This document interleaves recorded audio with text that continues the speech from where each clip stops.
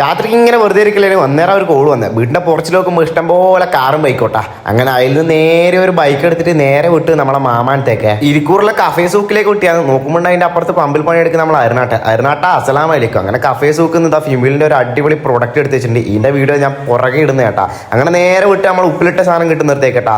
അപ്പോൾ ഈ കാണുന്ന മുതലാണ് നമ്മളെ ഏട്ടൻ പടിയൂരിന്നേ കെട്ടിയെടുത്തിയാണ്. ഈ പിടിയിലാണെങ്കിൽ ഇഷ്ടംപോലെ ഉപ്പിലിട്ടുണ്ട്. അതുപോലെ തന്നെ നല്ല പഴയകാല മുട്ടായും കാര്യങ്ങളൊക്കെ ഉണ്ട്. അങ്ങനെ നേരെ ഇതൊരു ലൊട്ടക്കച്ചക്ക് പറഞ്ഞു കേട്ടാ. ഇവനെ പറ്റി പറയുകയാണെങ്കിലേ ഇവനൊരു അസല് സംഭവം കേട്ടോ. മീൻ പിടുത്തത്തിൽ ഇവനെ കഴിച്ചിട്ട് വേറെ ആരുള്ളൂ. പടിയൂർ അങ്ങാട്ട് ഇവനെ അറിയുന്ന ആരും കൊണ്ട് ജസ്റ്റ് ഒന്ന് കമന്റ് ആക്കണം. അപ്പോൾ ഈ ഷോപ്പിന് ചെറിയൊരു പ്രത്യേകത ഉണ്ട്. ഞാൻ ഫസ്റ്റ് ഡെയിലി വ്ളോഗ് സ്റ്റാർട്ട് ചെയ്യുന്ന ഇവിടുന്ന് കേട്ടോ. നമ്മളെ മാമാനത്തെ ഉപ്പിലിട്ട ഷോപ്പിന്ന് ഇക്കോ ഫസ്റ്റ് ആണ് ഡെയിലി വ്ളോഗ്.